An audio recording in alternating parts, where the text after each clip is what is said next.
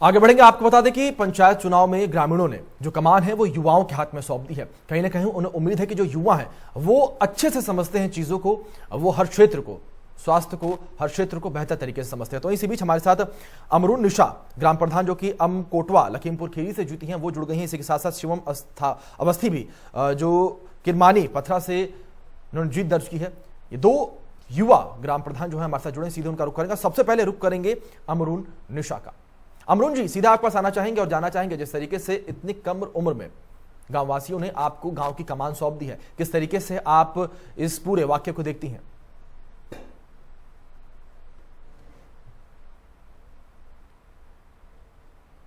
ग्रामवासियों ने मुझे बहुत ही अत्यधिक सहयोग दिया और सर मैं पूरी कोशिश करूंगी सर कि उन्होंने मुझ पे विश्वास किया है तो उनकी उम्मीदों पे मैं खरा उतरूंगी सर।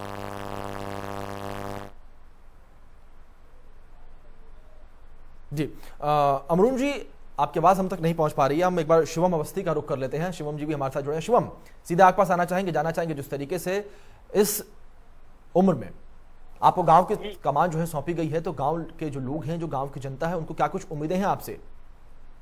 जी बिल्कुल उम्मीदें हैं। जो हमने उनसे वादा किया है विकास करने के लिए, उस पर हम खरे उतरेंगे। जैसे कि पेयजल की व्यवस्था, राशन वितरण व्यवस्था समुचित तरीके से, जल निकास प्रबंधन के अंतर्गत गाँव में नाली, खड़ंजा और स्वच्छता का विशेष ध्यान दिया जाएगा। साथ में शिक्षा, स्वास्थ्य संबंधी और अपने युवा भाइयों के लिए भाई उनके जो शिक्षा स्तर से जिस लायक हैं उनको वहाँ लिंक से जोड़ा जाएगा। जो मतलब जिस लायक हैं, जैसे उनकी ग्रेजुएशन या जैसे पढ़ाई है, उस हिसाब से उनको। जी शिवम, आपसे यहाँ पर इस बात की भी जानकारी लेना चाहेंगे कि क्या आपके सामने आपको लगता है कि एक बड़ी चुनौती खड़ी है, क्योंकि जिस तरीके से गांव की जनता ने आप पर भरोसा जताया है और आपकी जीत भी सुनिश्चित की है गांव के लोगों ने ही, तो आपके सामने बड़ी चुनौती कि जो गांव के लोगों की उम्मीदें हैं उन पर आप खरा उतरें? जी बिल्कुल खरा उतरेंगे। तो क्या आप इस पूरे मामले को एक चुनौती के रूप में देखते हैं कि जो भी उम्मीदें हैं उनको पूरा करना एक चुनौती होगी? कोई नहीं है। जैसे सरकार की जो सेवाएं हैं उनको मुहैया कराई जाएंगी और जो मतलब विकास के लिए है वो सब उनको दिया जाएगा। सरकार से जो संबंधित सेवाएं उनको मिलने वाली हैं वो प्राप्त कराई जाएंगी। जो गरीब तबके के लोग हैं उनको आवास, शौचालय, जो वंचित रह गए हैं जैसे कनेक्शन, उन सब के लिए जी व्यवस्था कराई जाएगी समुचित। जी शिवम, आपसे यहाँ पर यह भी जानना चाहेंगे, जिस तरीके से इस वक्त पूरे देश में कोरोना काल जारी है और अगर अब हम प्रदेश को लेकर बात करें तो प्रदेश में भी स्थितियां बेहद गंभीर हैं। ये आप भी जानते हैं, हम भी जानते हैं, हर कोई इन चीजों को जानता है। तो ऐसे में आपसे जानना चाहेंगे, आप किस तरीके से स्वास्थ्य व्यवस्थाओं को गांव की जनता के लिए बेहतर करेंगे, किस तरीके से उस पर आप काम करेंगे? सबसे पहले तो हम सबसे विनम्र निवेदन यही कर रहे हैं कि फोन पर बातचीत करें आपस में जी और एक दूसरे का मनोबल बढ़ाएं। जी जैसे कुछ सर्दी जुकाम या कोई इस तरीके से उनको लग रहा है कि हमें कोई प्रॉब्लम है, समस्या बन रही है, तो उसके लिए जांच कराएं और 1-2 फीट की दूरी बना करके मास्क का प्रयोग करें। बाहर जाने के लिए जब तक ये सरकार ने लॉकडाउन लगाया है तब तक अपने घर पे ही सुरक्षित रहें।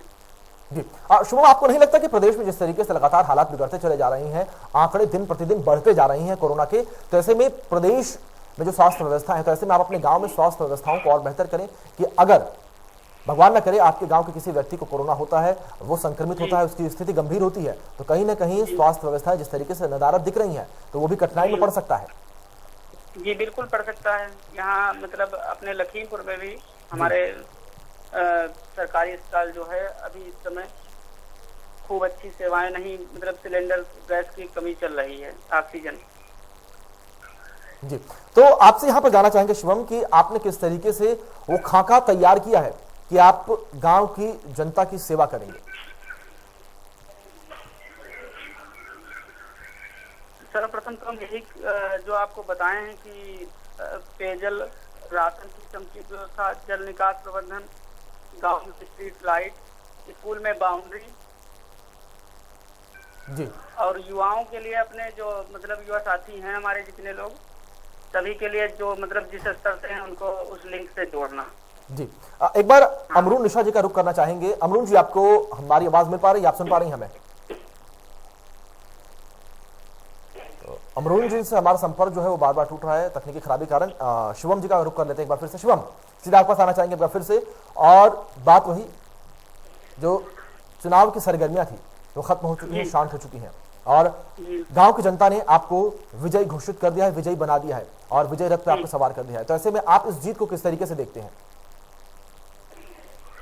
भाई सभी लोगों का सहयोग रहा है और 753 वोट हम पाए हैं। हमारे प्रतिनिधि जो है 739 वोट 14 वोट से विजयी हुए हैं। तो सभी लोगों के लिए अब हम यही ग्राम सभा क्रमांक वासियों को एक बार आभार व्यक्त करेंगे कि जैसे हमारा सहयोग आपने किया है वैसे हम जो हमसे हो सकेगा वो सहयोग आपके लिए करेंगे। 24 घंटे में जब भी आपकी जरूरत हमारी सेवा करने की होगी हम हाजिर होंगे।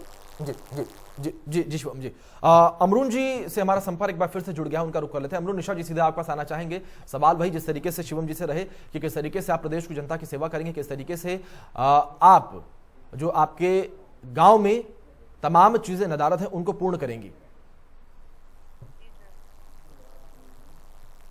हेलो सर, क्या आप मुझे सुन पा रहे हैं? जी अमरून निशा जी। जी सर, मैं सबसे पहले कोशिश करूंगी बालिकाओं की शिक्षा पे जोर देने की, क्योंकि सर ग्रामीण इलाकों में बालिकाओं की शिक्षा पे थोड़ा कम महत्व दिया जाता है। जी जी, तो मैं सबसे पहले यही कोशिश करूंगी कि मेरे ग्राम में जो भी बालिकाएं हैं, बच्चियां हैं, उसे स्कूल जाएं। जब वो शिक्षित होंगी तो अपने अधिकारों को जान सकेंगी, और सर जब बालिकाएं शिक्षित होंगी तभी से ग्राम का विकास होगा और इससे ही सर देश का विकास होगा। जी अमरून जी, यहाँ पर आपसे ये भी जानना चाहेंगे कि जब आप चुनावी मैदान में उतरी थी तो आपने जो क्षेत्र के लोग हैं उनसे क्या वादे किए थे, किस तरीके से आप उन वादों को आप पूरा करेंगी?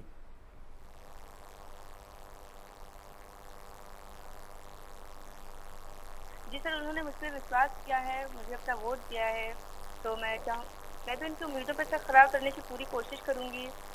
और जो भी मैंने उनसे वादे किए हैं उससे मैं सारे वादे पूरे करूंगी। जी, आपको लगता है कि आपके सामने कोई एक बड़ी चुनौती है अमरून जी, कि जो ये वादे आपने किए हैं उनको पूरा कर पाना? चुनौती नहीं है, लेकिन सर लोगों ने मुझसे विश्वास किया है तो उनके विश्वास को सर बनाए रखना है। जी सर, और जो भी ग्राम विकास के लिए सर योजनाएं होती हैं, मेरी पूरी कोशिश रहेगी कि उसका लाभ प्रत्येक जनता के, प्रत्येक ग्रामीण को मिल सके। जी अमरून जी, वहीं कोरोना काल भी इस वक्त चल रहा है, आपको भी भली भांति पता है, हमें भी, हम सभी को पता है कि जिस तरीके से कोरोना काल जारी है, तमाम लोगों की मृत्यु इस वजह से हो जा रही है क्योंकि स्वास्थ्य व्यवस्थाएं जो है वो सुचारू रूप से काम नहीं कर रही है प्रदेश में। तो ऐसे में आप अपने क्षेत्र में स्वास्थ्य व्यवस्थाओं को लेकर क्या कुछ करने वाले हैं? किस तरीके से जो अगर आपके गांव के लोग भगवान न करे वो संक्रमित हो जाते हैं कल को, तो किस तरीके से उनकी सहायता आप करेंगी? सर अभी तो मैंने ये सोचा है मैं लोगों के पास जाऊंगी और उनको महामारी के बारे में बताऊंगी कि अब इस समय बहुत अत्यधिक महामारी चल रही है और घर पे रहें, सुरक्षित रहें। मैं मास्क और सैनिटाइजर भी बंटवाऊंगी।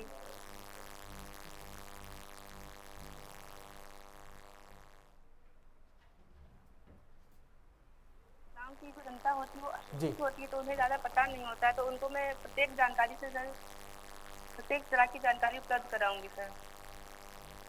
जी अमरून जी, यहाँ पर एक विषय पे आप और जानना चाहेंगे। जिस तरीके से आप काफी कम उम्र में जीतकर गांव की प्रधान बनी है, तो ऐसे में वो कौन सी कड़ी रही जिस कड़ी के भरोसे प्रदेश माफ कीजिएगा क्षेत्र की आपकी जनता ने आप पर भरोसा जताया? सर जो मेरे पिताजी थे वो उससे पहले सर ग्राम प्रधान रह चुके हैं जी, तो ग्रामीण जो जनता थी उन्होंने उनका कार्यकाल देखा हुआ है जी, तो उनको ये यकीन था कि जो उनकी पुत्री आएगी हम सबके सामने तो निश्चित ही वो भी अच्छा काम करेगी जी, तो इसके लिए सर मेरे जो प्रेरणा स्रोत रहे हैं वो मेरे पिताश्री रहे हैं, श्री महबूब अली। और सर इसके अतिरिक्त जहाँ से मैं MA कर रही हूँ स्नातकोत्तर महाविद्यालय, तो वहाँ के सर जो दर्शन शास्त्र के हमारे गुरु थे डॉक्टर सुभाष चंद्रा जी, उन्होंने भी सर मेरा बहुत ज़्यादा मार्गदर्शन किया है, तो वहाँ से भी मुझे प्रेरणा मिली है। जी अमरून जी, जिस तरीके से आप अपने पिता को एक आदर्श ग्राम प्रधान बता रही हैं, तो ऐसे में क्या आपके लिए चुनौती होगी कि अपने पिता के जो बनाए हुए पथ हैं उन पर चल पाना? जी सर चुनौती भी होगी और मेरी कोशिश भी रहेगी कि मैं उनसे भी अच्छा बेहतर वर्क कर सकूं, क्योंकि मैं शिक्षित हूँ, युवा हूँ, आज की सोच हूँ, तो मैं कोशिश करूँगी कि मैं बेहतर ही कर सकूँ। जी शिवम, आपके पास आना चाहेंगे। शिवम अवस्थी हमारे साथ जुड़े हुए हैं किरमानी पथरा से। शिवम, जिस तरीके से क्षेत्र की जनता ने आपको चुना है, उन्होंने आपको अपना प्रधान बना दिया है, तो ऐसे में जो क्षेत्र की तमाम दिक्कतें हैं, आपको क्या कुछ लगता है जो आपने खाका तैयार किया है उसके अनुसार कि कितना समय लग जाएगा क्षेत्र की तमाम दिक्कतों को दूर करने में? देखिए, जो हमारी कोशिश रहेगी जितना जल्दी से जल्दी हो सकेगा उतना कार्य हम वही कराएंगे। बाकी थोड़ा सरकार का भी सहयोग जब होगा तभी तो आगे चुनाव का लाभ को मिल पाएगा।